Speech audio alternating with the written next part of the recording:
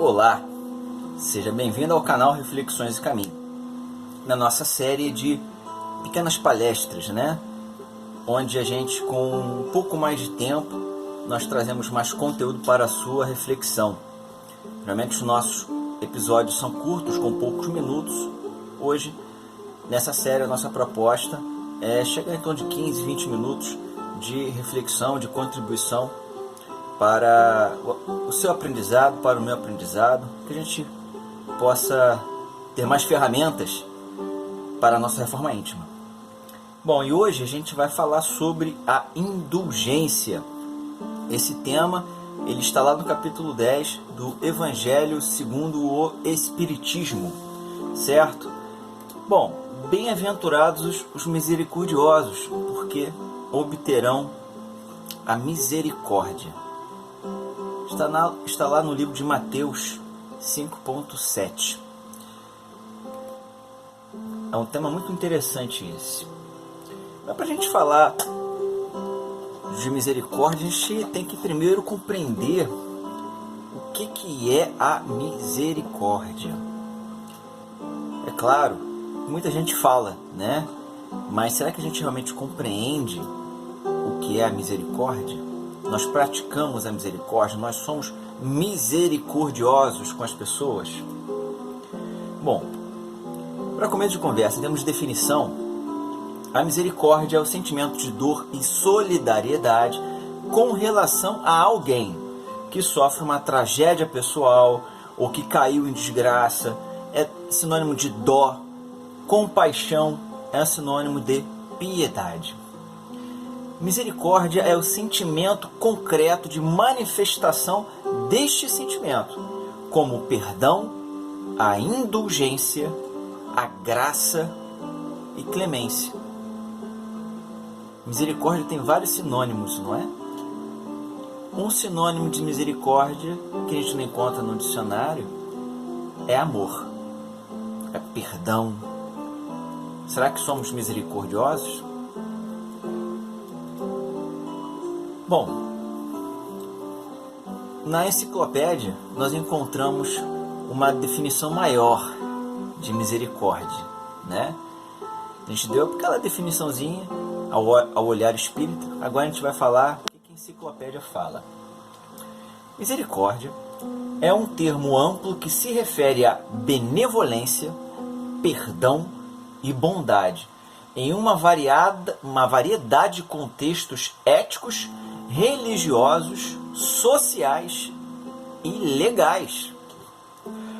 O conceito de um Deus misericordioso aparece em várias crenças, incluindo cristianismo, judaísmo e islamismo, por exemplo. O ato de realizar ações de misericórdia como um componente da crença religiosa também é enfatizado através de ações como a doação de esmolas, cuidar de doentes e as obras de misericórdia. No contexto social e legal, a misericórdia pode se referir tanto ao comportamento compassivo por parte de quem está no poder, por exemplo, a misericórdia mostrada por um juiz no sentido de apenar um presidiário, de sentenciar um presidiário, no sentido humanitário ou por parte de um terceiro, por exemplo, uma missão de misericórdia com o objetivo para tratar vítimas de guerra.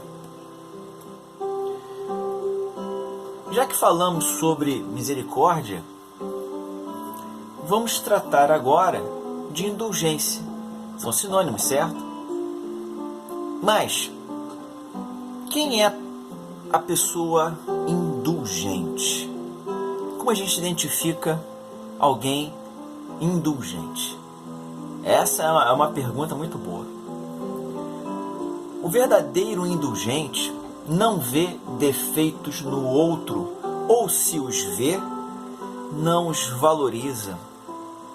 Vamos pegar, nesse momento, o aspecto religioso. A gente vai falar muito do aspecto religioso, A pessoa que é adepta do candomblé, por exemplo,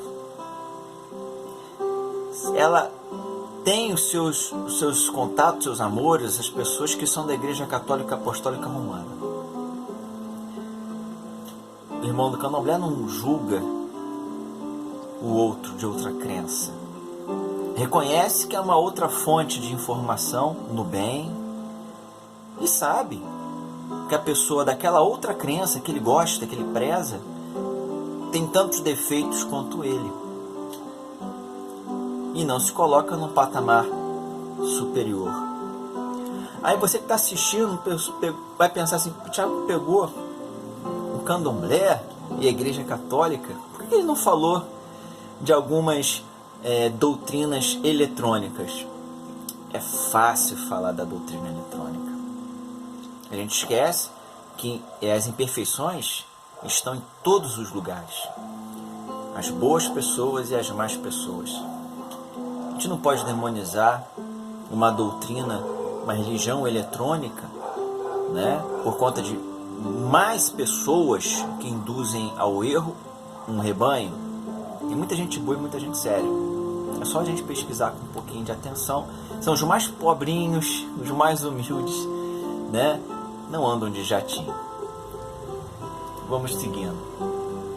A intolerância religiosa, conforme eu estava falando, é falta de indulgência, falta de compreensão, falta de compaixão. Se mata em nome do Cristo em pleno século XXI. E esse é o tipo de absurdo que deve acabar. A pessoa que diz que é um verdadeiro cristão, ele tem que não só tolerar o outro, ele tem que respeitar o outro, a prática religiosa do outro.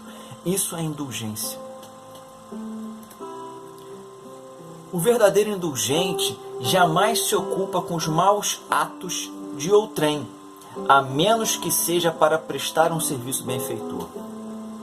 Quando eu falo sobre esse tema em palestras, eu sempre levo uma imagem que ficou imortalizada no cinema, né, com um seriado, na verdade, sobre Jesus de Nazaré, muito antigo, onde Ernest Borgnine, né, um ator famoso da Era de Ouro de Hollywood, né, não sei se ele já desencarnou, se não, ele deve estar com muita idade. Ele faz o papel de um centurião romano nesse seriado de Jesus, e ele mostra a cena do soldado romano indo até Jesus pedir a cura de seu amigo, de seu servo, pela qual ele tinha muita estima. Só esse ato que encontramos no Novo Testamento já é uma palestra fantástica. Mas vamos focar na ação de Jesus, a indulgência que Jesus praticou nessa situação com o centurião romano, o soldado romano. Muito bem. Jesus sabia das imperfeições morais desse soldado, mas valorizou a fé que ele tinha nos ensinamentos do próprio Cristo. Então ele recebe o centurião, apesar dos amigos, dos companheiros de Jesus não gostarem, né? Há protestos, né? Claro, é natural que isso aconteça, se a gente for analisar um contexto, mas ele reconhece ali uma oportunidade de exemplo de indulgência. Ele sabia dos maus atos daquele soldado, presentes ou passados, não interessa. Então ele pegou aquela oportunidade de pagar qualquer mal que ele tivesse feito para os judeus. Jesus paga o mal que aquele soldado fez, em algum momento da sua trajetória, ele paga o mal com o bem. Isso é indulgência. Pagar o mal com o bem. Quebrar o ciclo de ódio, um revanchismo, uma obsessão. Fantástica a pedagogia do mestre. O verdadeiro indulgente não tem nos lábios censura, apenas conselhos elevados. Novamente vamos ao Novo Testamento. A passagem da mulher adúltera. Jogue a pedra aquele que nunca pecou. É isso. Jesus não tinha palavras para censurar a mulher. Olha que Jesus é o espírito mais evoluído que está no nosso planeta. É o comandante do orbe, governador segundo a doutrina espírita. Ele talvez tivesse autoridade moral para censurar as imperfeições, mas ele preferiu não julgar a mulher e sim dar uma orientação para que ela tivesse uma vida mais plena, uma vida mais sadia. E claro que ela acatou. E esse exemplo de não julgamento, imortalizado na passagem da mulher adúltera, nos serve até hoje, quando nós muitas vezes nos encontramos em uma situação desagradável e a gente dá passividade à nossa violência. A gente permite que a nossa violência interior se manifeste no julgamento, em palavras agressivas, no desprezar o outro como se nós fôssemos perfeitos. O indulgente não julga, mas dá bom conselho. E se ele não tem palavras benéficas a dar, que ele se cale e abrace a pessoa.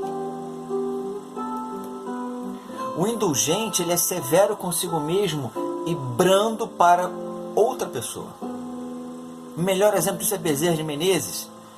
Ele era muito severo com a conduta própria dele. Ele tinha algum conhecimento acerca da moral do Cristo, então ele compreendia as limitações morais do outro, que certamente não tinha as informações que ele tinha. Então ele era paciente, severo com ele, porque ele sabia da sua responsabilidade. Mas ele era brando com quem estava à sua volta, e ele era cercado por pessoas que tinham conhecimento, como Joaquim Travassos, Bittencourt Sampaio, gigante do espiritismo brasileiro. Mas aquelas pessoas sofridas que buscavam as suas orientações médicas, voltavam não só com as orientações médicas, mas com conselhos morais também. O verdadeiro indulgente, para fixar, se cobra uma boa postura, uma reflexão dos seus atos e pensamentos, e sabe compreender as limitações do outro. Esse é o indulgente. O verdadeiro caráter da caridade é a da modéstia e a da humildade, que consistem em ver cada um em cada um superficialmente os defeitos, e se esforça por fazer prevalecer o que há nele de bom e virtuoso. Porquanto, embora o coração humano seja um abismo de corrupção, sempre há, em algumas de suas dobras mais ocultas, o germen de bons sentimentos, centelha vivaz da essência espiritual. Não sou eu que digo isso. Isso está lá no capítulo 10 do Evangelho segundo o Espiritismo. Quem disse isso foi Dufret, o bispo de Nevers, um dos espíritos que participaram da codificação espírita, organizada por Allan Kardec. Hoje nós falamos sobre a indulgência. Vamos tratar de sermos verdadeiramente indulgentes. Assim a gente cresce de verdade, assim a gente resolve os nossos problemas de verdade. Se inscreve no nosso canal, compartilhe, curta, dá o joinha, escreva embaixo no YouTube, não no Face, porque se perde, o que a gente escreve no Face. Escreva as suas opiniões, alguma experiência, alguma coisa nesse sentido. Pode ajudar as reflexões de uma outra pessoa. E até lá, até o próximo episódio.